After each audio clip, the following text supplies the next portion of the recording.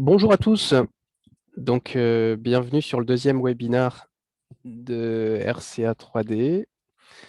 Donc RCA 3D, c'est une association qu'on a cofondée à 4 et on est déjà beaucoup plus aujourd'hui. Hop, les slides passent un peu vite. Donc c'est une initiative qui vise à rassembler beaucoup de personnes, mais je vais vous en dire un petit peu plus en présentant l'association. Aujourd'hui au programme, on va parler du scanner X7 de Trimble, on va parler de trucs et astuces autour de l'application Recap, et puis on finira avec des générateurs d'hologrammes. On souhaite avoir dans les webinars une petite ouverture sur une innovation ou sur quelque chose de nouveau pour essayer de garder une veille assez systématique sur le monde de la reality capture et ses usages.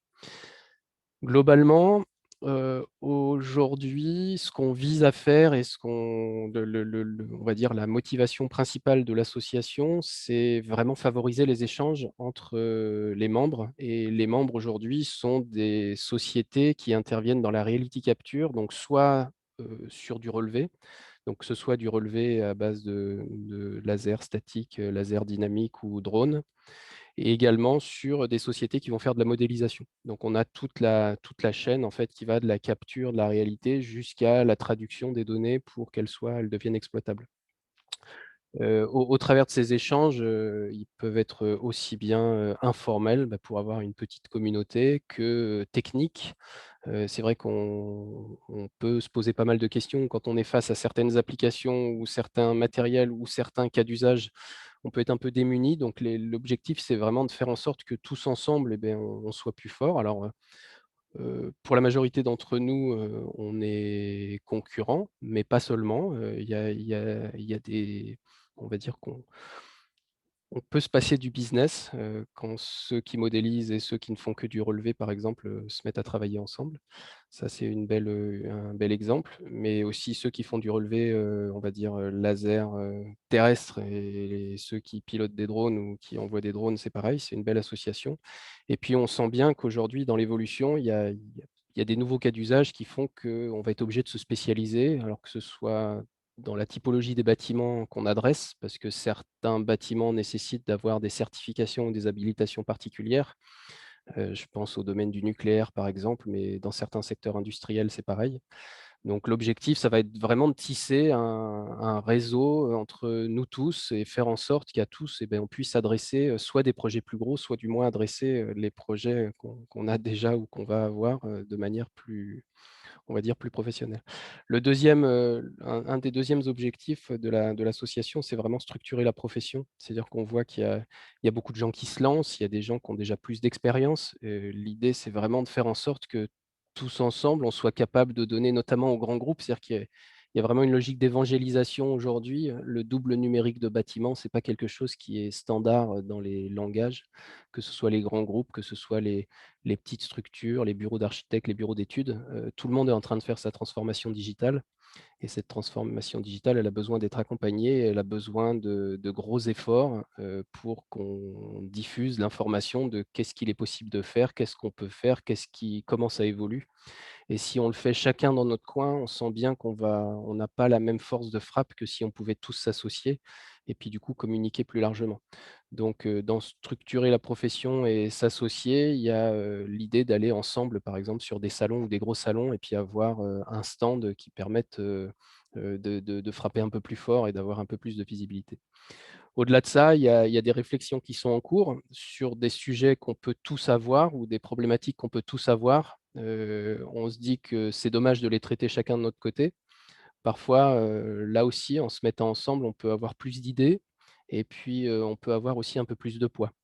Il y a un sujet, par exemple, qui est qu'aujourd'hui, chaque équipementier, a sa suite logicielle et que l'interopérabilité, on va dire des données, entre ces différents mondes, assez verticaux et en silo est pas toujours évidente.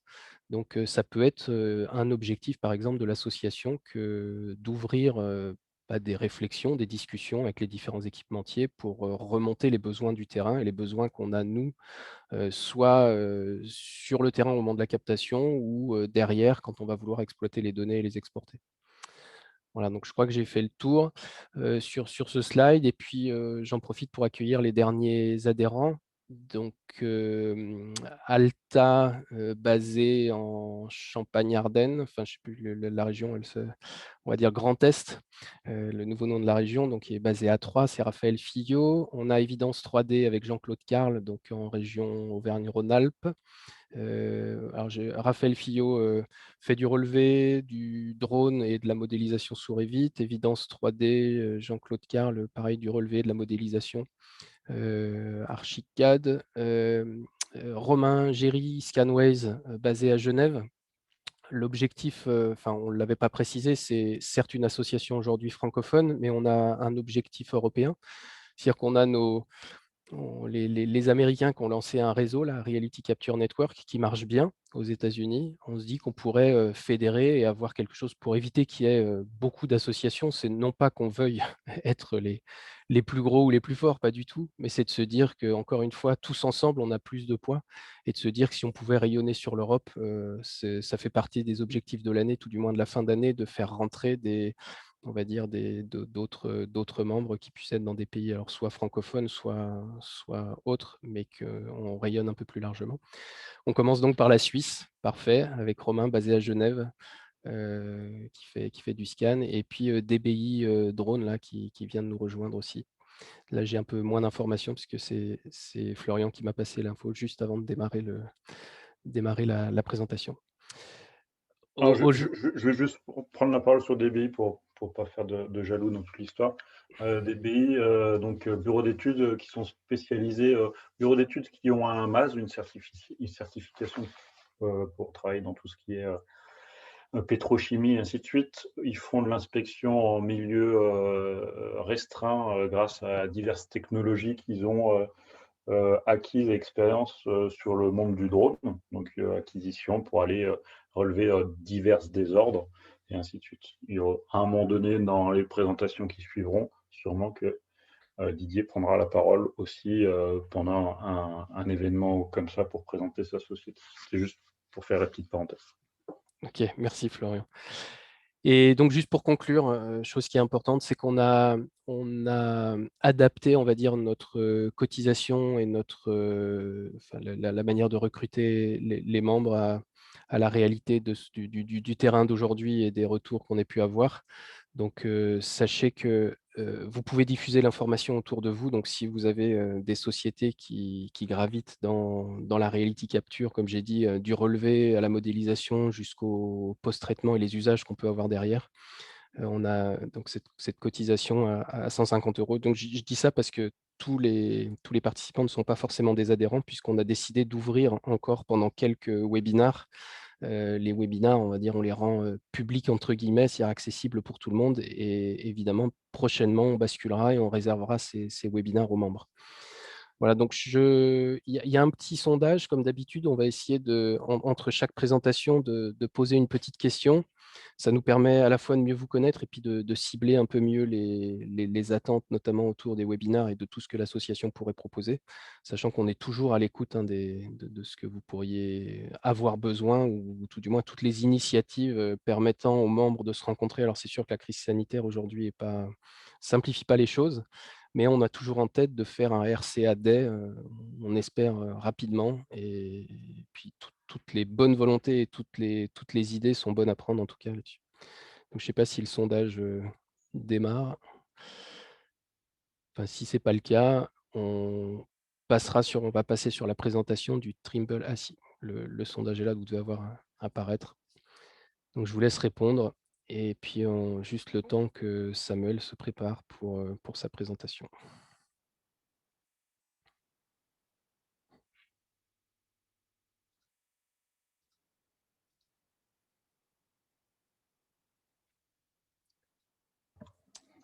Allez, on vote tous, histoire qu'on soit tous une question, c'est simple. Allez, encore 5-6.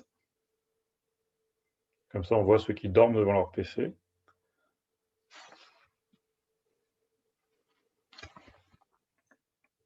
Ok, donc on en a 3 qui dorment. On va mettre fin au sondage pour donner la parole à Samuel. Samuel, est-ce que Samuel, c'est tout bon de ton côté? Tac, tac, tac. Voilà. Oui, c'est bon pour moi. Allez, à toi la parole. Parfait. Alors, je vais partager un écran. Est-ce que ça fonctionne? Vous voyez bien mon écran? Oui. Oui, parfait. Donc, bonjour à tous. Samuel Duhosset, c'était Building Point France Nord.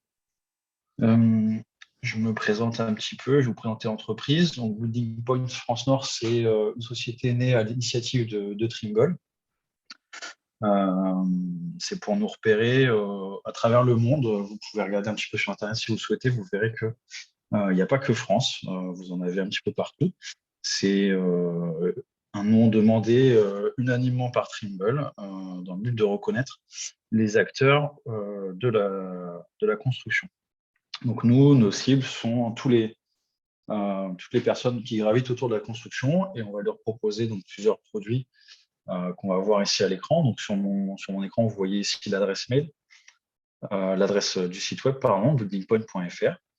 Et donc, on est distributeur des scanners, donc le X7, le TX6, le TX8, les casques de réalité mixte avec les HoloLens pour pouvoir projeter les maquettes numériques sur les bâtiments directement, pour pouvoir contrôler si votre maquette colle bien à la réalité. Et distributeur aussi des logiciels, donc Feedlink, ça va être le logiciel qui va nous permettre de travailler avec le X7 et le logiciel Trimble Railworks, donc lui qui est un logiciel de traitement de nuages de points au bureau. Donc, si on revient un petit peu sur le X7, puisque c'est ce qui nous intéresse aujourd'hui, on va avancer dessus. Donc voilà sa représentation. Je ne sais pas si je peux partager ma caméra. J'ai pas vu si j'ai ça. Non, je vais pas l'avoir. La caméra, il n'y a que les écrans. C'est pas grave.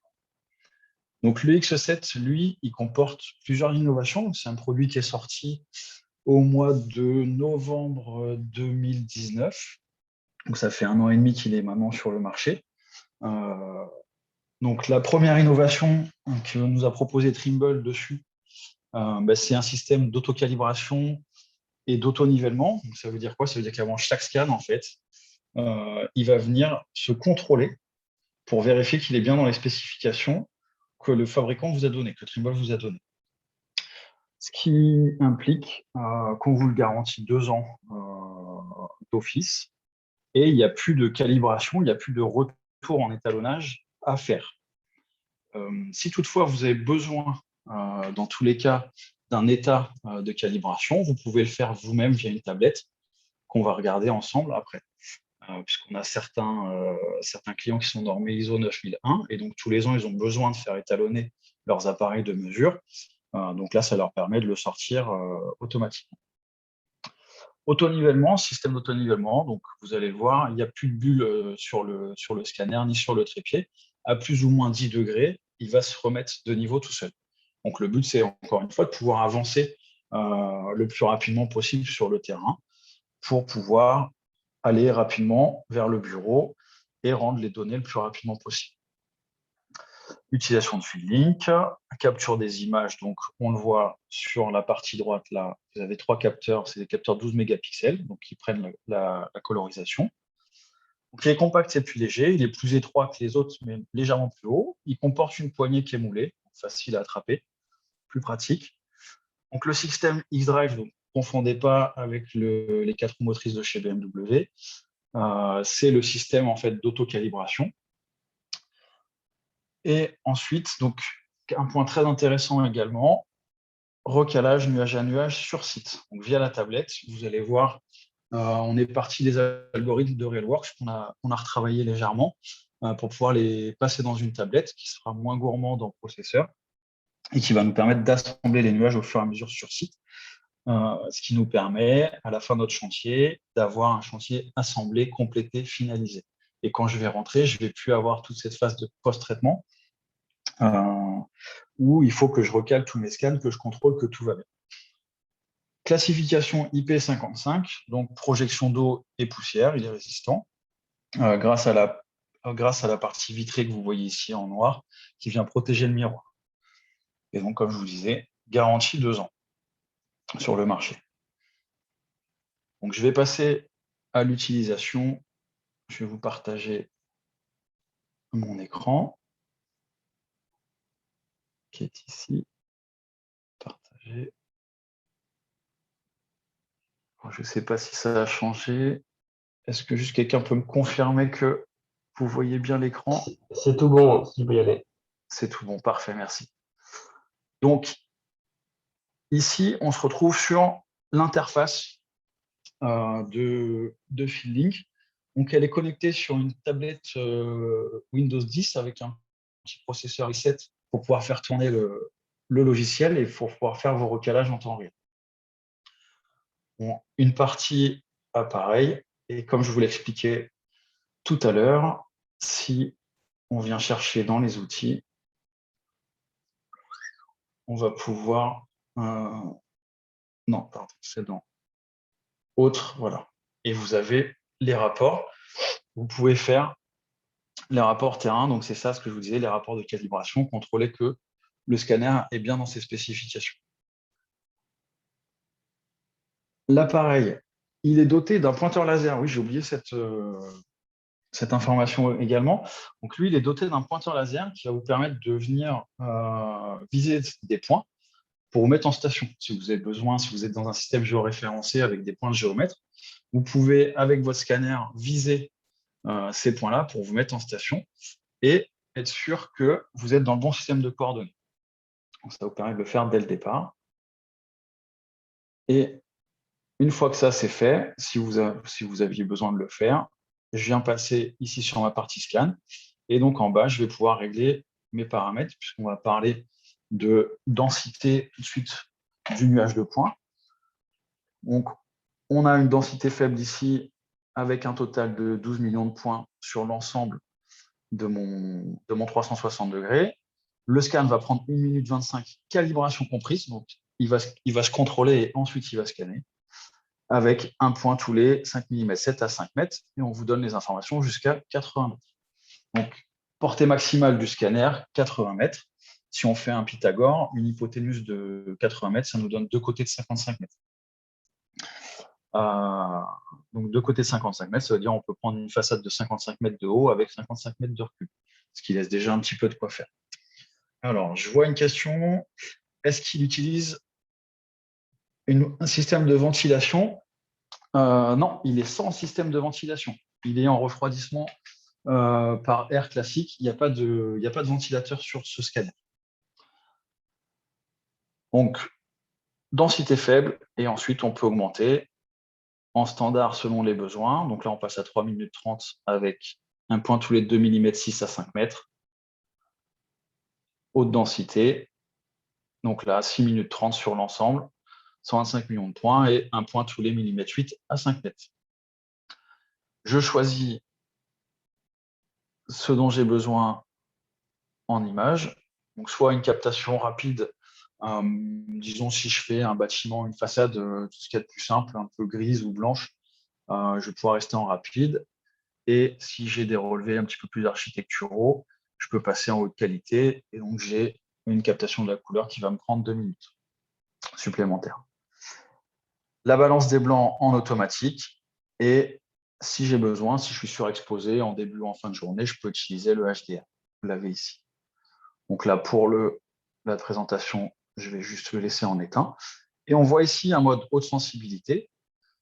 À quoi sert ce mode haute sensibilité? Il sert à augmenter l'intensité sur les zones difficilement réflectibles. Je m'explique.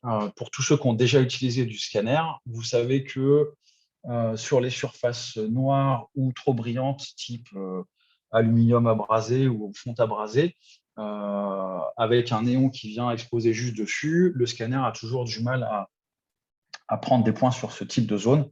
Le mode haute sensibilité va multiplier votre temps d'acquisition par 2,5 voire 3. Donc là, vous voyez, on était à 1 minute 30, on est passé à 3 minutes 30. Mais par contre, donc, il va intensifier la puissance de son laser pour pouvoir aller chercher des éléments, enfin des points sur ces éléments plus difficiles à mesurer habituellement. Voilà. On va le laisser en faible. Une fois que c'est fait, j'enregistre mes paramètres en cliquant ici. Il me donne le délai de captation de mon scan et la capacité restante sur ma carte SD. Donc, j'enregistre sur ma carte SD et je renvoie sur la tablette, ce qui me donne une double sécurité. Je peux ici ajouter des calques si j'ai besoin. Donc, par exemple, si je fais un bâtiment de 7 étages, ça va me permettre de le couper étage par étage. Et si j'ai besoin justement de revenir, parce que, je sais pas, admettons à l'étage numéro 4, je vais avoir une salle de réunion qui était occupée quand je suis passé, je vais pouvoir continuer mon chantier. Et au moment où je reviens, n'afficher que cet étage pour pouvoir me recaler au bon scan. Quand je suis prêt, je clique simplement sur démarrer. On a entendu un petit bip, ça veut dire que le scanner se met en route. Alors, c'est vrai que c'est dommage, je n'arrive pas à partager ma caméra, parce que vous auriez pu le voir tourner. Ah, si, vidéo là. Ok. Non, il veut pas. Il n'a pas envie. Bref. Et vous voyez sur la tablette en temps réel ce qu'il est en train de faire. Donc là, il se calibre, il se contrôle, et ensuite, il va passer à la phase d'acquisition. Si vous avez des questions, n'hésitez pas sur le forum. Là, il y en a déjà quelques-uns qui ont posé. J'ai répondu au fur et à mesure.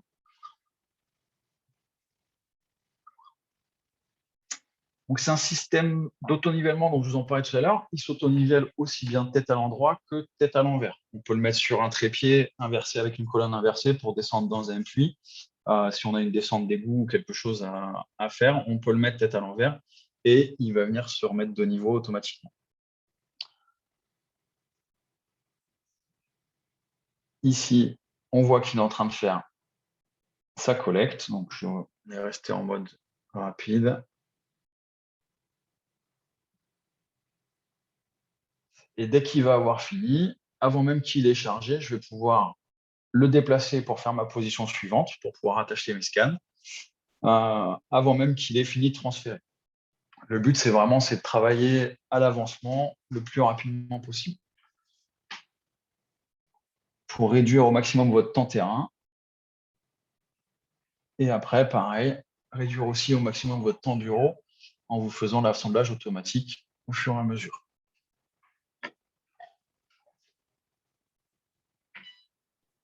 Vous voyez que le balayage est terminé. Il est en train de faire le transfert. Moi, de mon côté, je le déplace.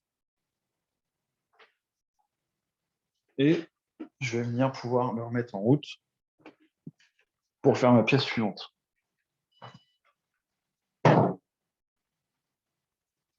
Alors, vous m'excuserez quand vous verrez le scan apparaître. Je suis chez moi, la maison est en travaux, donc c'est un petit peu le bazar. Et vous voyez ce que je vous disais. Donc, il est en train de faire son calibrage pour le scan suivant et il me fait l'import du scan précédent. Sur l'affichage, on affichera seulement 1 million de points à la fois sur la tablette pour des soucis de puissance et de compatibilité pour ne pas faire laguer la tablette. Donc là, vous voyez que mon scan est apparu. Il s'oriente. Et voici.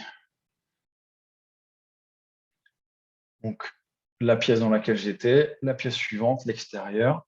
Si j'ai besoin, si je veux l'orienter différemment, je peux, sur le cercle, je clique, je fais ma rotation et je valide cet alignement-là. Et je me retrouve avec la forme de mon premier scan, ici en 2D avec translation et zoom.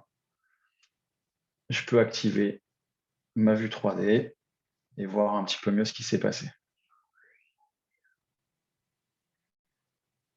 Si je ne suis pas très à l'aise avec la vue 3D, je peux passer dans la vue immersive directement. Donc, bienvenue à la maison. Ça va nous permettre de voir si j'ai bien tout relevé, s'il ne manque pas un bout. Et vous voyez ici, j'ai un poteau, derrière, il me manque un morceau, ça me permet tout de suite de le visualiser et d'aller le compléter si besoin. Il vient de finir sa deuxième position. On voit qu'il est en train de le télécharger. Encore une fois, moi, j'avance. Je continue mon chantier.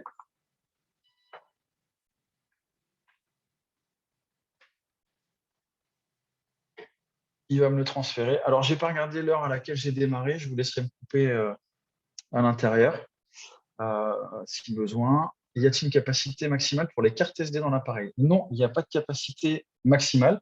Et ce sont des cartes SD standards du commerce. Donc, vous pouvez aller les acheter chez Darty, Boulanger, Amazon ou chez qui vous voulez. Il suffit juste de les formater au format FAT32. Et donc, j'ai des clients qui tournent avec des 256 Go à l'intérieur. Vous voyez ici qu'il est en train de faire son préalignement du 2 avec le 1. On voit que les deux scans sont apparus. Vous avez la clochette ici qui est en train de tourner pour vous informer qu'il est en train de processer quelque chose. Et sans toucher à rien, voilà, il vient de me faire l'assemblage de mes deux stations en direct. Donc, automatiquement, ce que je vous disais tout à l'heure, assemblage automatique sur site, donc scan par scan. Les trous noirs. Alors, la distance minimum du scanner, donc on est sur un scanner qui est de technologie temps de vol, donc on a une distance minimale de 50 cm pour pouvoir commencer à prendre. Donc c'est pour ça, effectivement, par rapport au rideau, le trou noir, effectivement, Aymeric, c'est tout à fait ça. Alors, Florian, assemblage ou précalage. Donc, dans un premier temps, c'est un précalage, puisqu'on va travailler à l'avancement. C'est ce qui permet à la tablette de fonctionner sans limite de scan. Nous, on est monté jusqu'à 485 scans assemblés pour cette raison-là. C'est-à-dire, il va faire un assemblage de 1 avec 2, 2 avec 3, 3 avec 4, 4 avec 5, etc.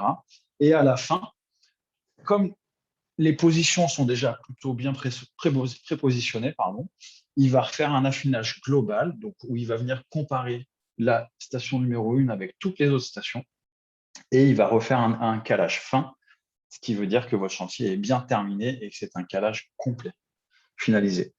On a comparé, donc je vous disais, sur ces 487 scans, on a comparé l'assemblage de la tablette avec l'assemblage RailWorks. On a sorti ces scans-là, on les a mis dans RailWorks, on les a réassemblés manuellement pour être sûr, et il n'y a aucune différence entre les deux.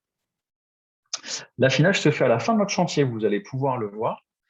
Je vais encore faire une ou deux positions, mais vous aurez compris le fonctionnement du scan. Et quand j'ai fini mon chantier, je vais lui demander de faire l'export et d'affiner en même temps mon chantier. Donc, quand je pars en partant pour rentrer au bureau, je le lance et comme ça, quand j'arrive au bureau, c'est fait. Donc là, voilà, la station numéro 3 est arrivée. Il a terminé. Et donc, vous voyez que là, j'ai travaillé à l'avancement. J'ai fait 1 avec 2, 2 avec 3, 3 avec 4. Et j'avais oublié le petit coin là derrière le poteau, je vous disais. Je vais pouvoir revenir dessus et lui demander d'assembler avec une autre. Je vais pouvoir lui demander d'assembler avec une autre station, pas forcément à l'avancée. On va revenir.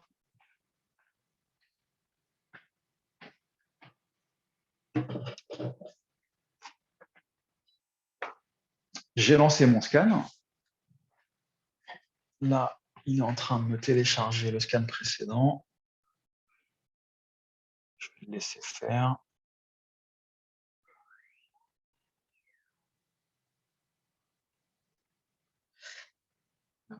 Quelle configuration pour les PC? Alors, configuration, nous, on vous préconise pour l'utilisation de RailWorks, donc qui est notre logiciel de traitement de nuages de points, un i7 minimum, 32 Go de RAM. L'idéal, c'est d'avoir un disque en SSD pour pouvoir aller relativement vite, pour pouvoir travailler relativement vite, et une bonne carte graphique, type NVIDIA RTX 2080 au minimum. Après, qui peut le plus, peut le moins. Mais par contre, le minimum, ce sera ça.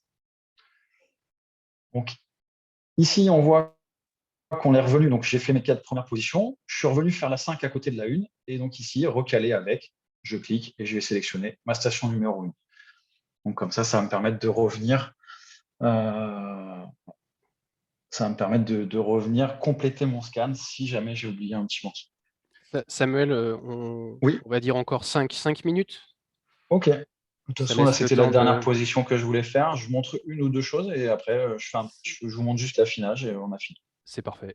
Super. Ici, si je reviens dans mon scan, on sait tous qu'au fur et à mesure, on a besoin de prendre des notes, de faire des croquis. Donc là, nous, on va vous proposer de prendre vos notes directement sur les photos. Je vais lui demander de me faire un marqueur.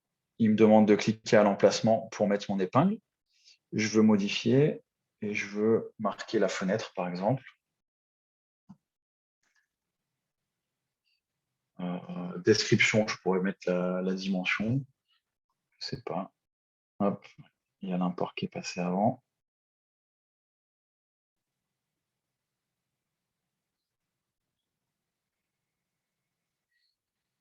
Donc la phase d'import est toujours prioritaire sur tout le reste.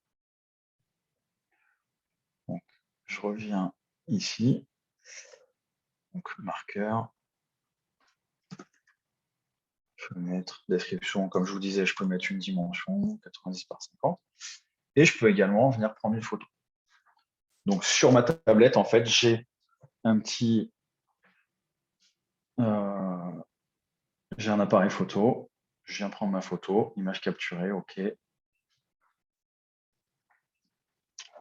Je reclique dessus pour valider. Et maintenant, je vais aller positionner mon marqueur. Ici, par exemple. Et donc, mon marqueur est positionné tout de suite, ce qui va me permettre de pouvoir le retrouver tout de suite dans RealWorks, dans mon nuage de points, et d'avoir l'œil sur un élément remarquable le plus rapidement possible. Je peux prendre quelques distances également sur site, donc je peux verrouiller à la verticale, donc je peux prendre une hauteur sous plafond. D'accord, donc c'est une cote rabattue. Je peux verrouiller sur l'axe Y, ou alors je peux prendre la distance libre. Donc, il y a encore bien d'autres fonctionnalités, mais effectivement, on va avoir du mal à tout voir aujourd'hui. Donc, cette notion d'affinage, ce que je vous disais, donc, soit je la fais au milieu de mon chantier, soit à la fin, ici, exporter, raffiner les nuages de points. Je sélectionne mon chemin d'accès, le type de fichier que je veux. Donc, je peux sortir du TDX, c'est le format Trimble pour avoir l'ensemble complet. Je peux sortir sinon du TZF. Donc là, vraiment pour les gros chantiers. Et à plus petite échelle, on va pouvoir sortir du pod pour les logiciels Bentley, du LAS, du RCP. Mais alors RCP, Autodesk avec leurs écritures, c'est toujours un petit peu plus compliqué. Je dirais jusqu'à 40-50 scans, vous pouvez les sortir tout de suite en RCP. Ou alors du E57 structuré ou non structuré. Bon, ce qui ne vous oblige pas à rester dans nos suites logicielles. Et quand j'ai fini, exporter. Et vous voyez que là, il me fait l'affinage.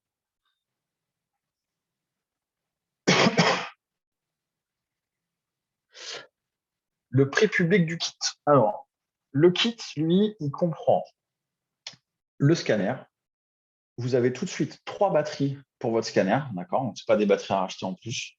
Le trépied est compris dedans également. La tablette, 3 batteries également pour la tablette, puisque c'est des batteries que vous pouvez changer sur la tablette aussi. Il est livré dans sa valise de transport durcie.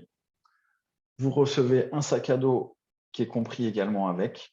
L'ensemble garantit 2 ans, donc la tablette et le scanner sont garantis 2 ans, pour un prix hors taxe de 35 250 €, puisque c'était demandé. Et donc là, j'ai terminé, l'export est fait, et si je fais ici raffiner, vous allez pouvoir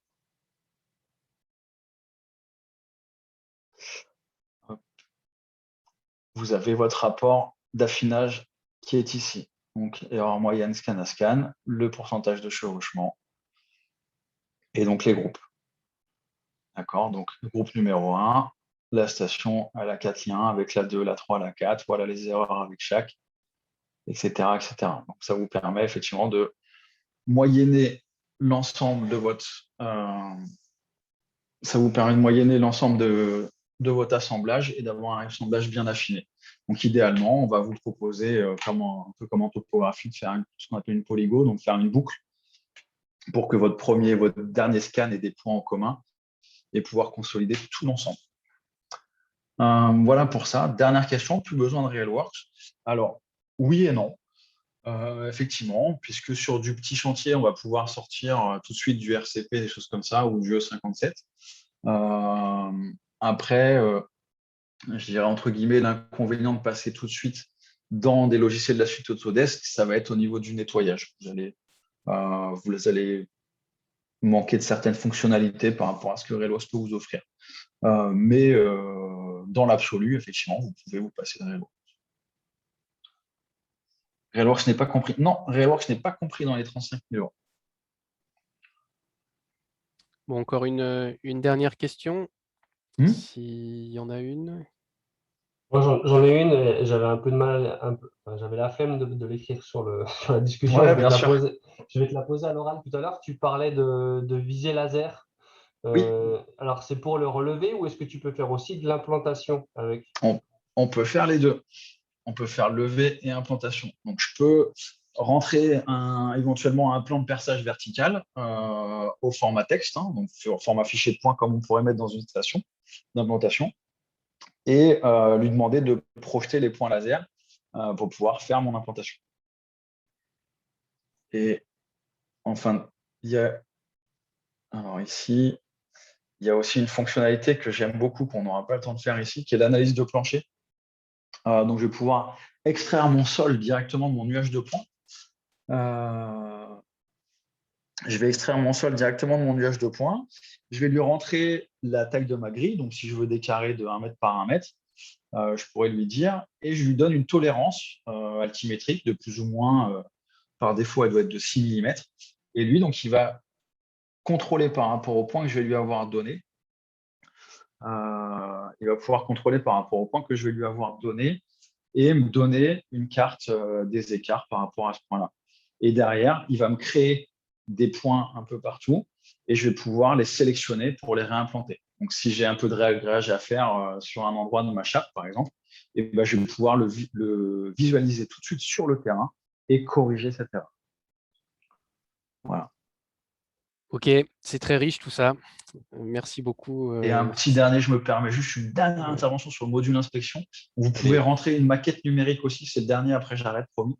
Vous pouvez rentrer une maquette numérique au format ICP, pardon.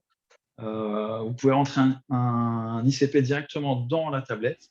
Et si vous êtes bien référencé, donc tout l'intérêt effectivement du pointeur laser, votre nuage de points va venir se superposer avec votre maquette et vous allez pouvoir contrôler en temps réel votre maquette par rapport au nuage de points. Voilà. Ok. À tester sur le terrain, en effet. Avec plaisir. Merci. Je vais vous remettre Merci. mes coordonnées sur le chat et n'hésitez pas si vous avez d'autres questions à m'appeler plus longuement. Et je vous remercie tous pour votre attention. Merci Samuel, c'était riche et intéressant. De nouveau, un petit sondage pour faire la transition vers les trucs et astuces de récap. Et ce sera présenté par Florian d'ATFF. Donc, allez, on coche la case. Bien Ensuite, évidemment, la question, c'est si la crise sanitaire, la situation sanitaire s'améliore et que Beamworld est maintenu. Pour l'instant, je n'ai pas d'informations sur le sujet. Je ne sais pas si un de vous quatre a une info. non, pas à ce jour. On est toujours exposant. Ok.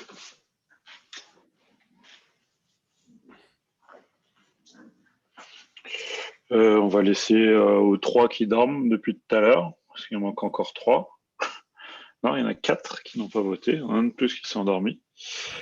Allez, quelques secondes encore. Et je vais prendre la parole. Ah, il y en a qui s'est réveillé. 2 qui se sont réveillés. Tout le monde est là, en fait. Je suis de mauvaise langue, comme d'habitude. Tac. Mettre fin, tac, tac, tac, et partager. Partager, c'est à mon tour.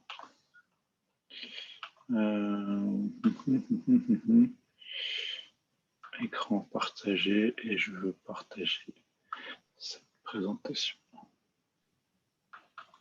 Est-ce que vous voyez tous mon écran? C'est bon, on voit, c'est bon. Ok. Donc moi, je vais vous partager des astuces parce que le but aussi de l'assaut, hein, c'est, comme on a dit, on fait un peu des webinaires ouverts au public, mais il va aussi avoir des webinaires entre les adhérents. Et le but du jeu, c'est de partager du savoir entre nous. Comme tout à l'heure, les mecs disaient, on est tous des concurrents, mais avant tout, le but de l'assaut, c'est de tous se voir comme confrères. Et donc de partager des trucs et astuces pour que tout se passe bien pour tous les adhérents, pour qu'on laisse personne en dehors du train et qu'on avance tous, on va dire, et qu'on arrive à amener tous la même expertise à tous nos clients. Donc je lance sur nos trucs et astuces qu'on a trouvés sur Recap. Donc de façon basique, un workflow basique dans Recap. Recap qui est un logiciel, parce que j'ai vu que dans les personnes présentes, il y a des gens qui connaissent pas du tout le scan. Recap, c'est un logiciel soit pour consulter du nuage de points, soit pour aussi, dans la version pro, qui permet d'assembler des nuages de points. Il y a des logiciels propriétaires de tous les fabricants, comme RealWorks pour Trimble et les autres qu'on ne citera pas, vu qu'ils ne sont pas présents. Recap Autodesk a inventé son logiciel qui permet de faire de l'assemblage, qui est compatible globalement avec tous les scans sur la planète.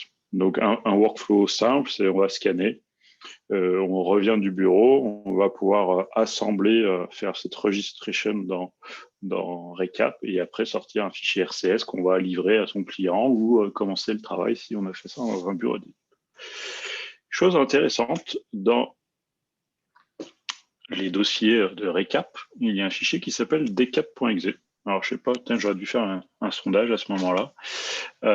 Est-ce qu'il y a des gens qui, alors sur le chat, vous pouvez répondre, est-ce qu'il y a des gens qui connaissent ce decap.exe? Donc ça, c'est un peu pour quand on va fouiner dans tout ce qui est logiciel. Donc, c'est juste une lettre de différence, mais il y a une grande différence. Decap va nous permettre d'automatiser beaucoup de choses. Donc, où déjà le trouver? Donc, dans notre suite, dans nos folders, dans nos dossiers de son PC, donc dans un C Program Files Autodesk Recap, on trouve à côté de toutes ces DLL et tous ces fichiers complètement, on va dire, inutiles pour n'importe quel utilisateur, il y a ce fichier decap.exe qui est documenté sur Internet, hein, c'est important. C'est pas non plus une trouvaille. Et qu'est-ce que ce decap va nous permettre de faire? Quand on utilise Recap, la première chose qui est importante, c'est de se rendre compte qu'on va lancer l'importation de fichiers les uns à la suite des autres. Et quand on voit un Recap travailler, qu'on importe 100 scans, 1000 scans ou 10 000 scans dans Recap, on se rend vite compte que ça va être très long avant de pouvoir commencer à travailler, de faire de l'assemblage. Et donc, ce logiciel, donc ça, c'est quand on le lance en ligne de commande, va nous permettre déjà de pouvoir faire automatiser des choses. Donc, on va pouvoir importer, comme on le voit, importer avec une licence ou sans licence, et déjà faire des filtres sur la donnée. Minimum range, maximum range, décimation, normalisation de l'intensité, et ainsi de suite.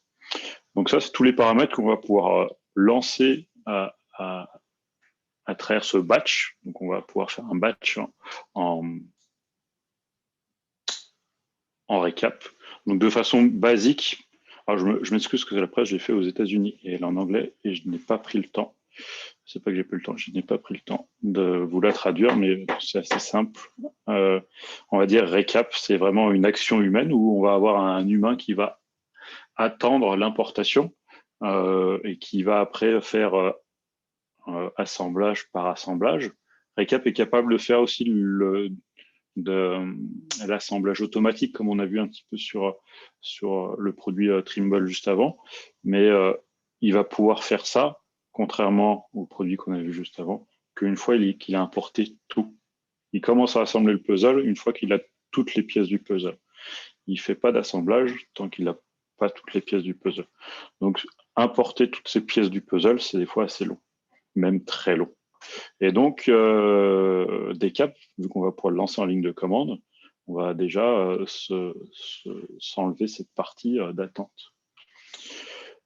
Un workflow basique, on a un Recap Pro, on va importer nos fichiers.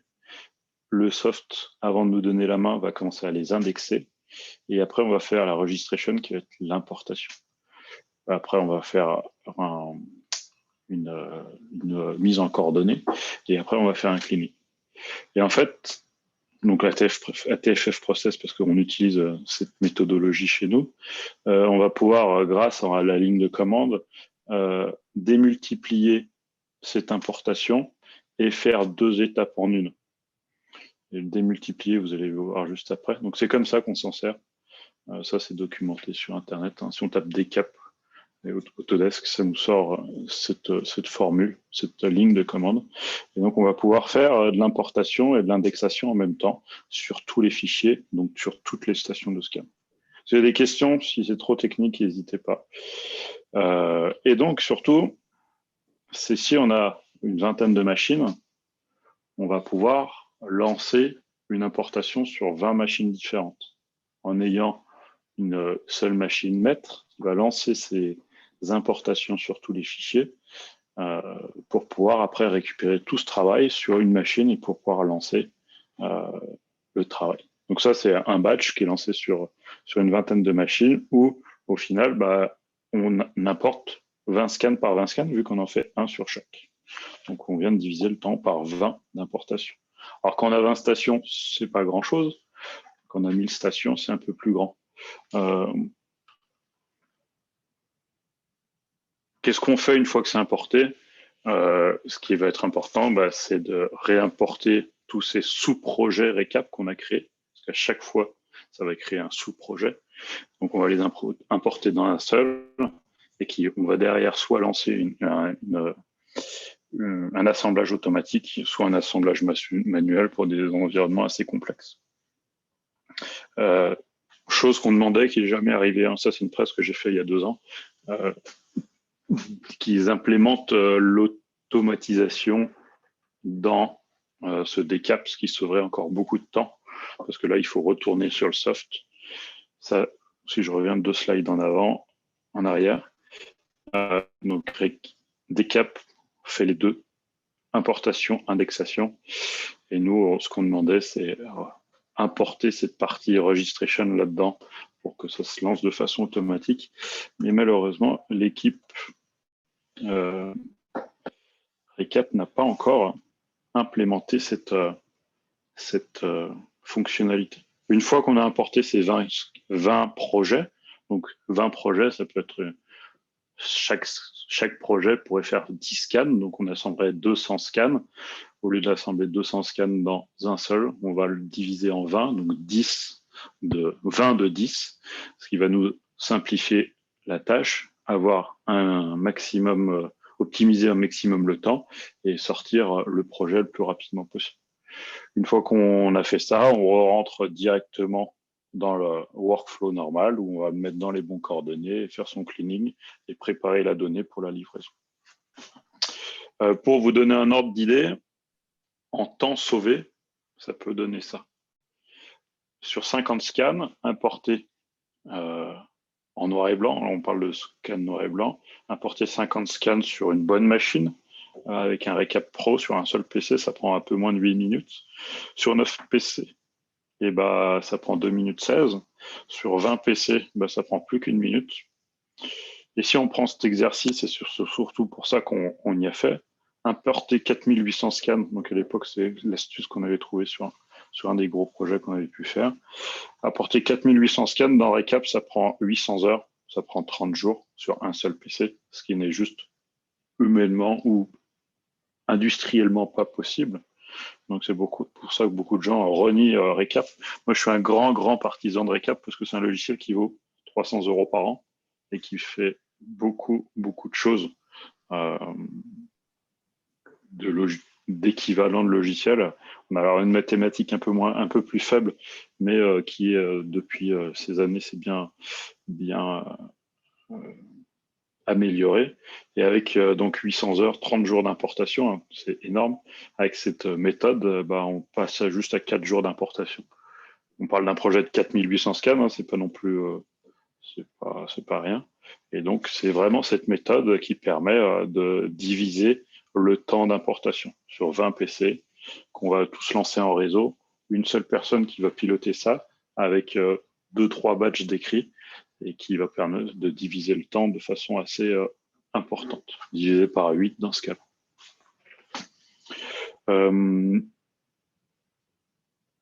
Nous, on est convaincus que de plus en plus, et de toute façon la techno, elle avance dans ce sens-là, et c'est ce qu'on vient de voir avec Trimble, c'est que on va sur des cobots, c'est-à-dire que la personne qui est déjà sur le terrain va faire de la pré-registration. Alors maintenant, il y a des outils qui le permettent. Nous, on est parti, on est toujours sur notre solution DCAP. Quand on permet la donnée part directement en 4G et directement importée sur tous les PC et ainsi de suite, ce qui permet de gagner du temps et pas d'être.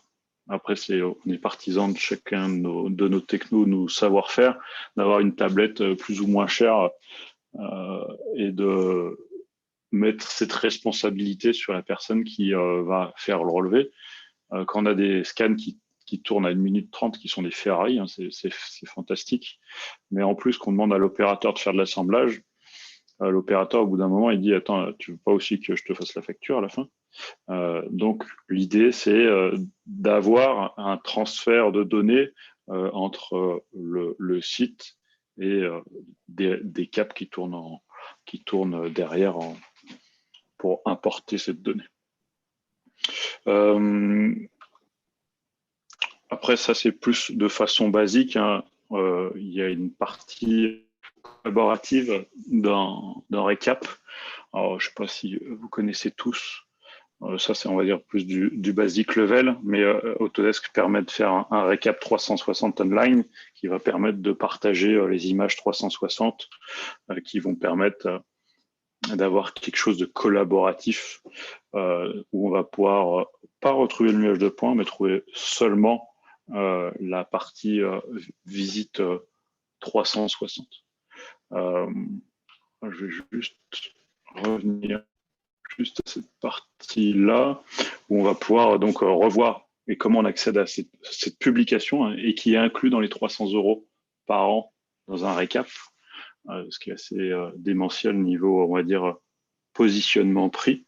On va pouvoir faire un publish pour pouvoir remonter et partager la donnée et des annotations et des mesures pour son client. Et c'est derrière collaboratif, c'est ça qui est très, très intéressant. Moi, c'était juste cette partie, cette capsule Trips and Ticks sur Recap. Si vous avez des questions, pour ma part, je vais avoir fini ma présentation. Donc, n'hésitez pas. Sinon, je vais dérouler le questionnaire. Je vous laisse aller une petite minute jusqu'à 18h tapante. Si vous avez des questions, je vous remets cette petite astuce. Ce qui est, il faut regarder, c'est en bas, ce qui est important, c'est un temps divisé par 8. On parle de 800 heures de temps machine. Ça, on parle vraiment de temps machine. Et on attend trop souvent nos machines. Moi, ça me désespère de voir des gars devant les machines et que les machines travaillent et qu'on ne peut plus rien faire. On divise par 8 un temps. Et c'est surtout grâce à des caps, hein, et grâce à cette ligne de commande. Vous parlez de plusieurs process qu'on peut lancer, ça sur un seul et même ordinateur multiprocesseur. Oui, mais pas n'importe lequel. Nous, on a quelques stations de travail. On parle de Big Xeon avec chacun 64 cœurs et donc 128 pros au total et pas loin de 500 gigas de RAM. sur une machine de ce taille-là qui consomme pratiquement 2000 watts, oui, ça va marcher. Si vous lancez ça sur un laptop, même à 3000 euros, multipros, ça va marcher, ça prendra juste plus de temps. Après, le but du jeu, c'est de gagner du temps, donc de monopoliser les bonnes ressources. Nous, à l'époque, 20 machines, on monopolisait les ressources d'une secrétaire la nuit. Suivant comment on lance les batchs, on peut faire ça. Même si ça travaille moins vite, il vaut mieux que ça travaille que ça ne travaille pas du tout. Et il y a une question de Michael. Est-ce qu'on peut Peut-on utiliser utiliser Recap en même temps que Decap? Ouais, les deux. Après, c'est plus ta machine qui va être limitée niveau perf. Mais le Decap ne bloque pas la licence du Recap que tu peux lancer. Donc, c'est plutôt une bonne nouvelle. Ouais, c'est une bonne nouvelle. Pour lancer ça, hein, sur 20 stations, tu n'as pas besoin de 20 récaps. Tu as besoin d'un seul récap à 300 € l'année. Donc, il y a vraiment une optimisation autant de coûts que de temps, parce que c'est conçu comme ça. C'est pas une faille. Hein. Nous, à l'époque, on avait trouvé ça, on s'était dit, tiens, on a trouvé une faille.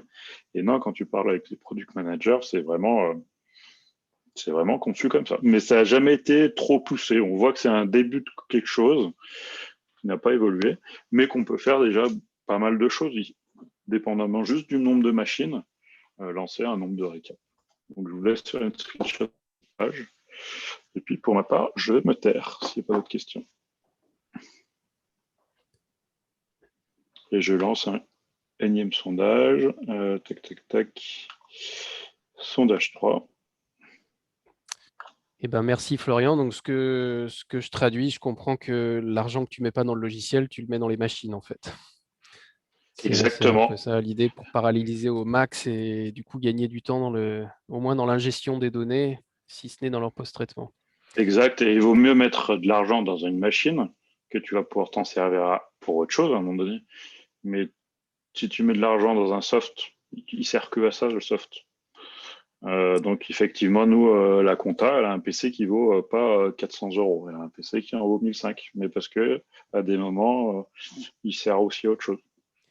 Et est-ce que vous avez testé de délocaliser ce Decap dans du cloud? Il faut imaginer que ça, avec des réseaux très très haut débit, c'est-à-dire que le temps de latence pris dans le temps de transférer la donnée soit négligeable par rapport au temps de traitement.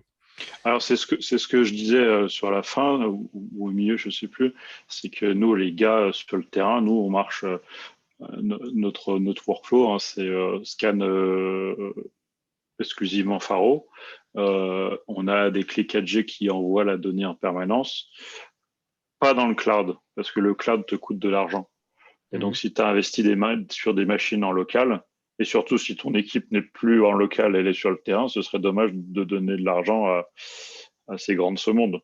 Donc, c'est de la donnée qui revient en local à travers de la 4G et qui est traitée.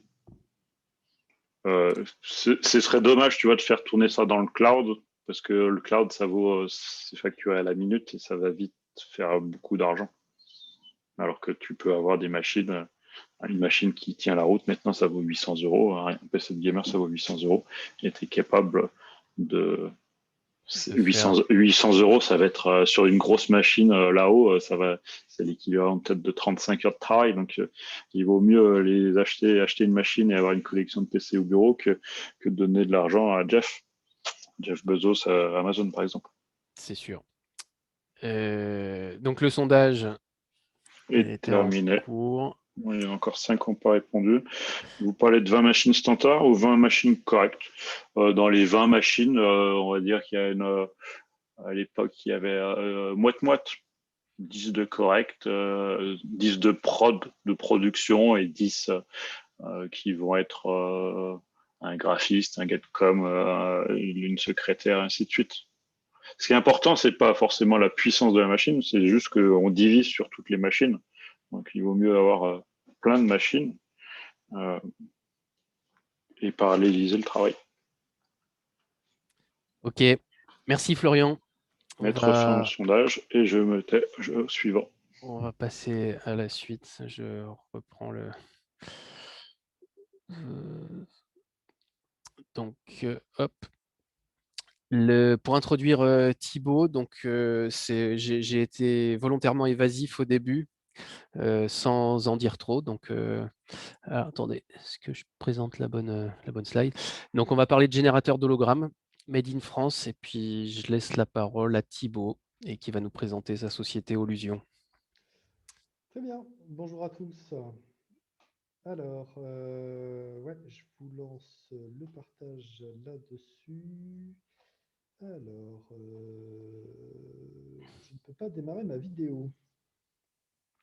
Non, la vidéo n'est pas active. Par contre, le partage d'écran devrait l'être. D'accord, ok. Bah, c'est parce que je triche en utilisant un système de streaming qui stream mon partage d'écran comme si c'était une caméra, parce que ça me fait. Ouais, c'est pas grave. Allez, c'est parti. Sauf si c'est bloquant, hein. Non, non, non, non, il n'y a pas de souci.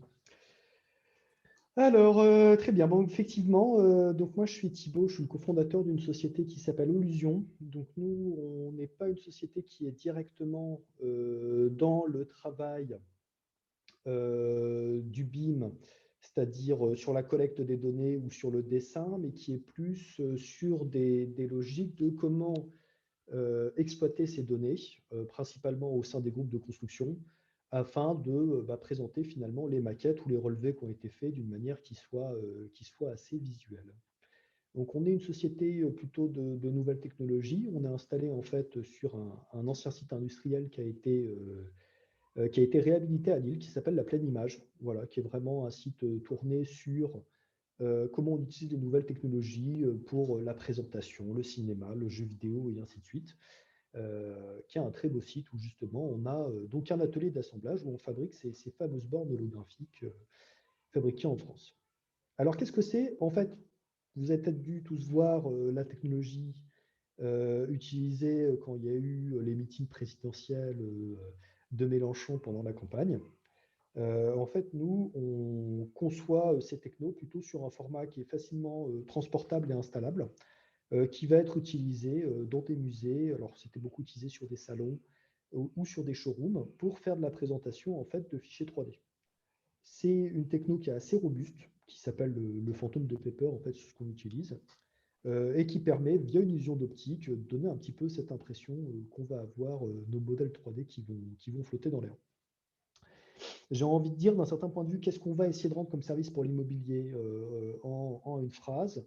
C'est des méthodes un peu plus innovantes de venir présenter de la maquette de bâtiment et de réutiliser ce qu'il y a en fait déjà de présent en données 3D, alors en dessin ou en relevé de terrain, pour faire ces présentations de maquettes. Donc voilà ce qu'on voit ici, par exemple, ça c'est un projet de construction d'un bâtiment neuf, c'est une imprimerie au niveau de Reims, où toute la 3D a été fait, voilà, c'est un peu du travail de perspectiviste ça dessus, mais a été fait à partir des fichiers BIM en fait qu'ils avaient au niveau de la construction. Et donc en fait on a toute une solution qu'on a développée à partir de ça pour les acteurs de l'immobilier. Donc moi je suis en fait RCA 3D parce que nous on a des partenaires qui sont présents dans cette association, en fait, qui utilisent nos machines ou qui les recommandent à la fin de prestation, des fois de scan de terrain ou de redessinage, comme une manière pour leurs clients, qui est des fois des collectivités, des institutions, des constructeurs, voilà, comme une manière de rendre visible ce qui a été fait en termes de travail, ou même des fois d'évangéliser en interne pour que les autres membres d'un groupe se rendent compte que font finalement les gens qui travaillent sur le BIM ou qui travaillent sur la numérisation. Concrètement, qu'est-ce que c'est leur relevé de terrain, qu'est-ce que c'est la numérisation, qu'est-ce que c'est le BIM. Voilà, c'est une manière graphique aussi de partager, de montrer ça au niveau d'un groupe.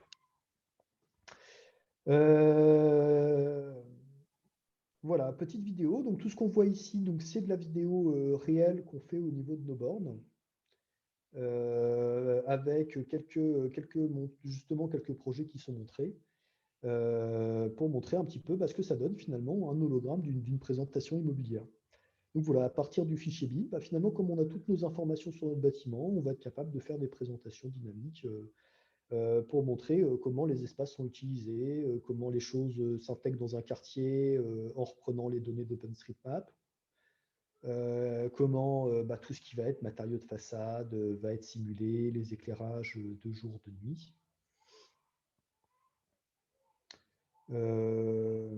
Et donc voilà, on essaye au maximum d'être un système en plus qui va être open source au niveau de ce qu'on peut être rentré dessus en data. C'est-à-dire que nous, on fournit en fait la borne avec un petit peu un framework en fait de gestion du données dessus. Et puis après, de permettre de créer le contenu à partir de logiciels de la suite Autodesk, mais aussi de systèmes de 3D comme Blender, d'utiliser du Motion Twin, le moteur Epic, Unreal en fait, qui justement commence à faire pas l'adaptation pour montrer de l'immobilier. Et puis d'avoir voilà, des systèmes aussi facilement de pouvoir connecter dessus de la tablette, du PC. On a en fait des systèmes d'API pour justement pouvoir montrer les bâtiments. Ça, par exemple, c'est tout un site industriel qui est présenté. Alors, vous me dites si jamais en fait personne voit la vidéo, hein, ce serait gênant, mais des fois j'ai des soucis sur le streaming là-dessus. Mais à première vue, Tout marche. personne n'intervient, donc c'est que tout marche. Impeccable.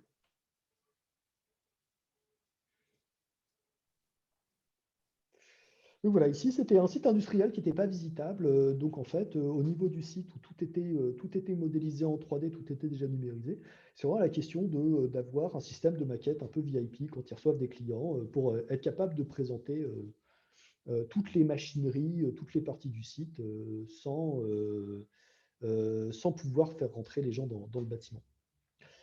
Alors on voit qu'on a des installations qui sont à l'extérieur, on reviendra dessus.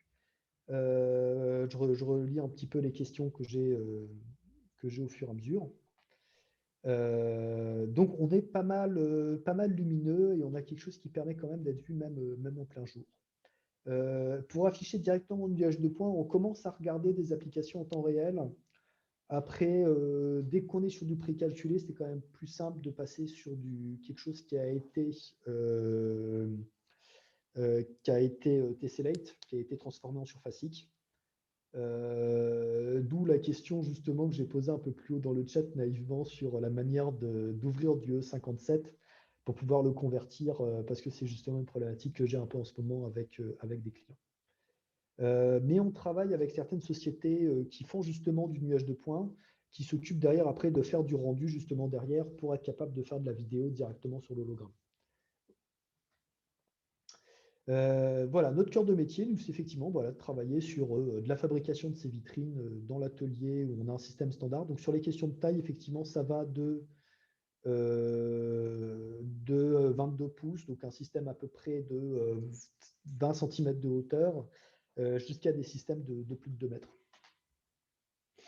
Voilà, on a notre adresse, mon contact mail, donc je pense qu'on pourra vous partager la présentation ensuite.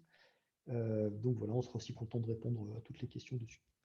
Et donc on insiste sur le côté collection numérisée. On a une intelligence embarquée à l'intérieur qui permet de faire de la gestion en ligne, de faire des mises à jour à distance, de faire des applications tablettes qui sont connectées à Internet sur lesquelles on peut pousser du contenu, en ayant vraiment ce côté de dire comment est-ce qu'on peut créer de l'interactivité facilement avec l'utilisateur, comment est-ce qu'on peut vraiment essayer d'exploiter toutes des bases de données par ce biais-là.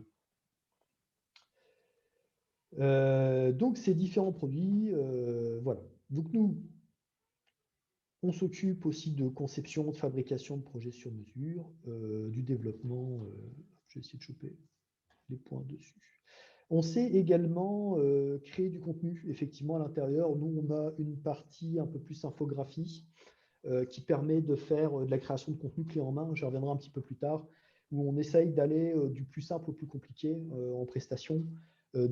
Très simplement, on nous donne un modèle 3D et on fait juste une vue orbitale de notre bâtiment, jusqu'à des trucs où on va vraiment rentrer dans les détails, présenter des appartements en vue écorchée avec des systèmes d'application pour naviguer dans le bâtiment.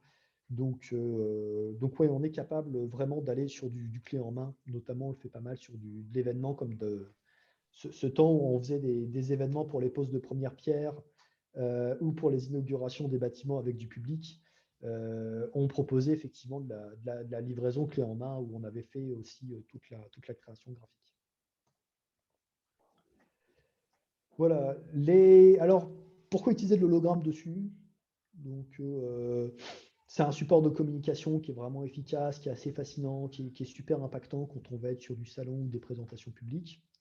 On va avoir ce côté de l'avantage de la maquette physique, c'est-à-dire on a cet objet vraiment qui est là devant où les gens peuvent regarder, ils regardent les détails de la maquette, ils regardent les détails, le bâtiment, les reflets, toutes les informations qu'on va apporter dessus. Et puis derrière ça, on a le côté vraiment flexible du numérique, c'est-à-dire on a ce côté de dire le moment où on n'a plus besoin de la maquette, on veut présenter notre maquette, on veut la faire évoluer, voilà, on n'est pas obligé de repasser dessus. Et puis les coûts de création d'une maquette sont vraiment très limités, c'est-à-dire des présentations de projets comme on a ici, qui font plusieurs milliers de mètres carrés, on va être sur des prestations de création de contenu de l'ordre de quelques milliers d'euros, là où une maquette serait plutôt de l'ordre de quelques dizaines de milliers d'euros. Et ensuite, la borne elle-même est complètement réutilisable.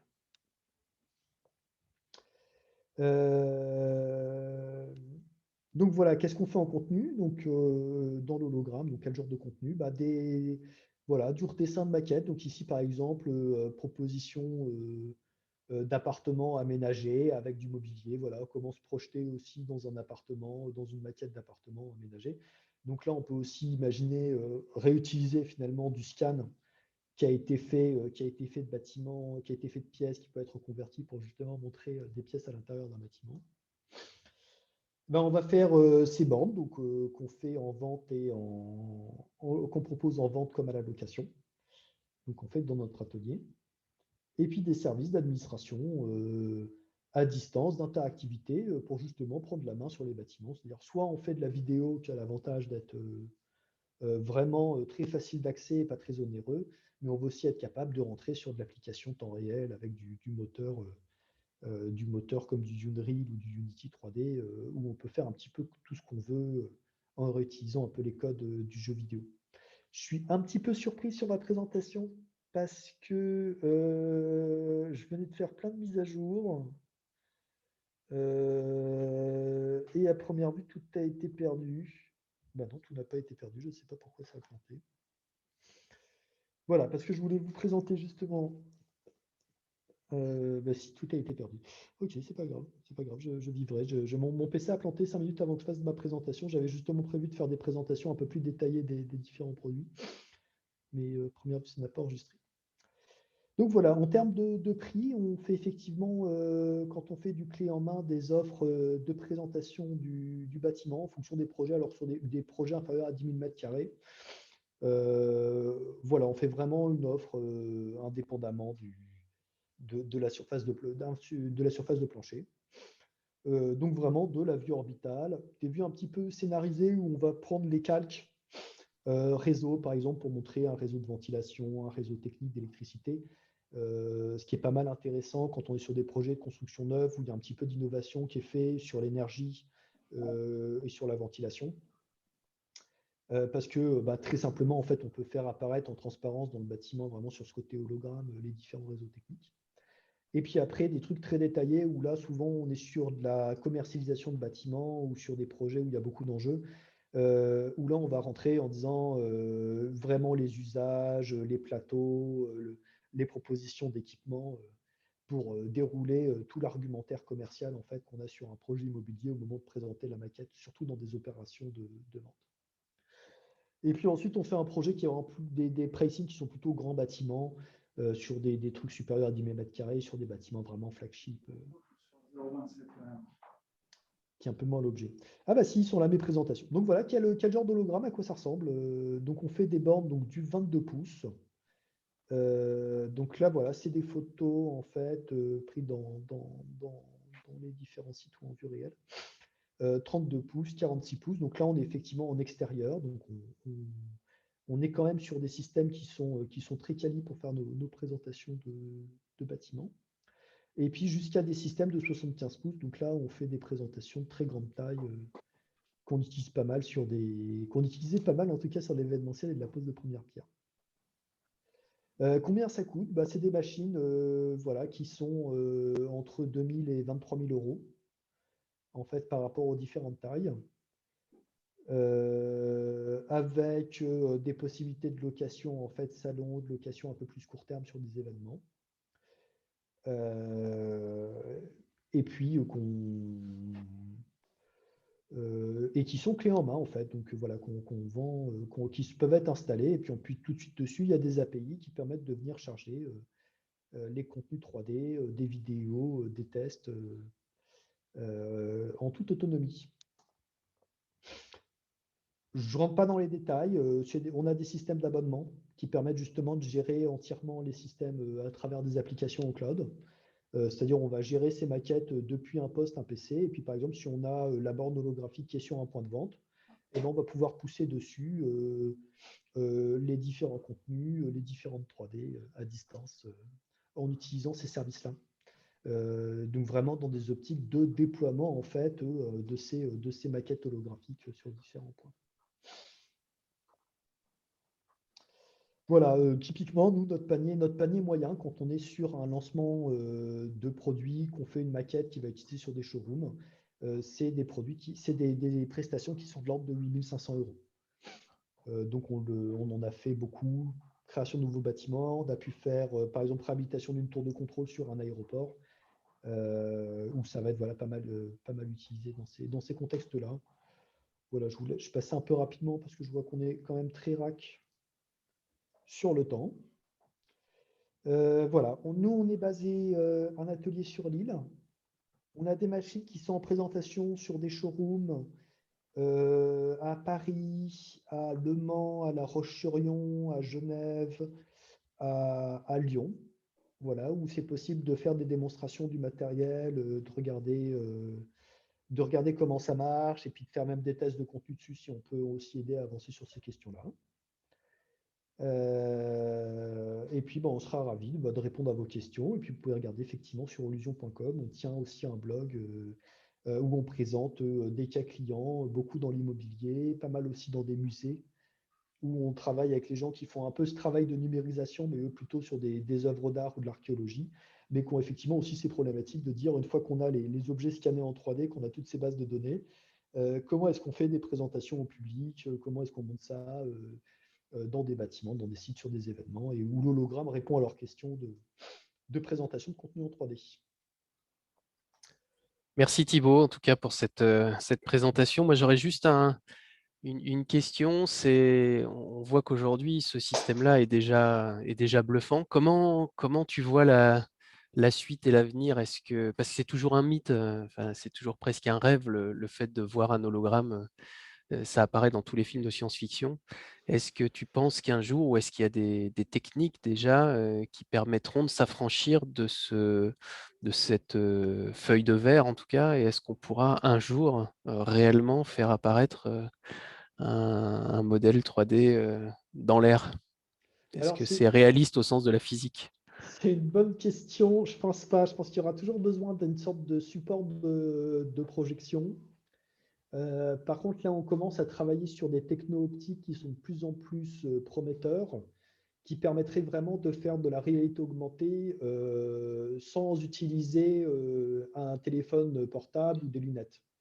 C'est-à-dire qu'on commence à avoir des vitres, des systèmes de lentilles de Fresnel. Par exemple, si je reprends ici mon système d'hologramme, on voit l'hologramme flotter derrière la vitre.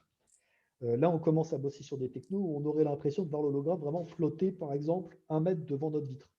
Donc vraiment d'avoir l'impression de pouvoir, en tout cas déjà le toucher dans un premier temps, de pouvoir mettre la main au niveau de là où on voit l'hologramme.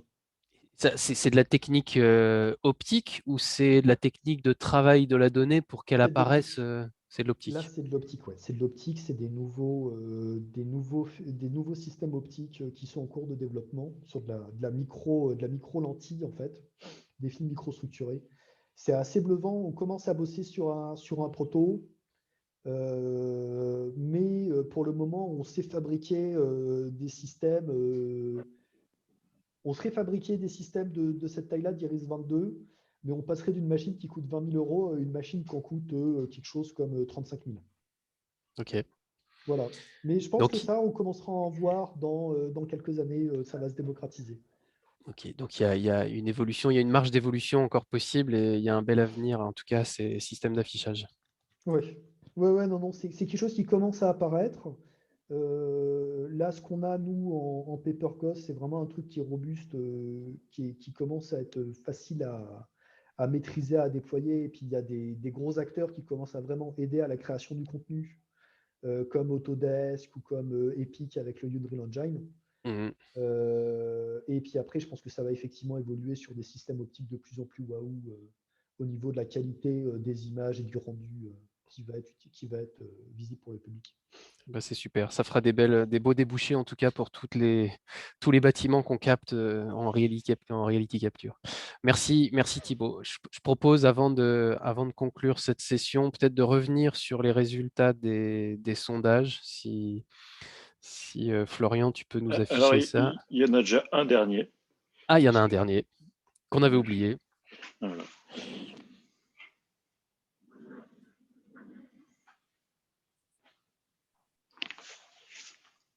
Alors, on cherche hein, à sonder un peu l'ambiance globalement dans tous les acteurs de la reality capture et de voir si ce serait notre rôle, par exemple, de faire quelque chose ou de trouver des solutions ou je sais pas, ou d'associer des sociétés. Enfin, en tout cas, en fonction des réponses que vous allez fournir à ces sondages, l'objectif, c'est pas d'en rester là, mais c'est de se dire est-ce que collectivement, on n'a pas des choses à faire pour que ça aille mieux. Encore 4 personnes.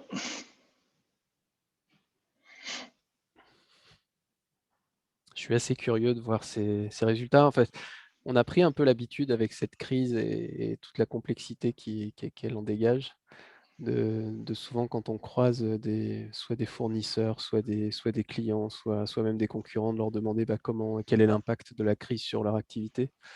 Ce qui parfois permet de se rassurer aussi, c'est de se dire, bon, on est un peu tous dans le même bateau, c'est rassurant.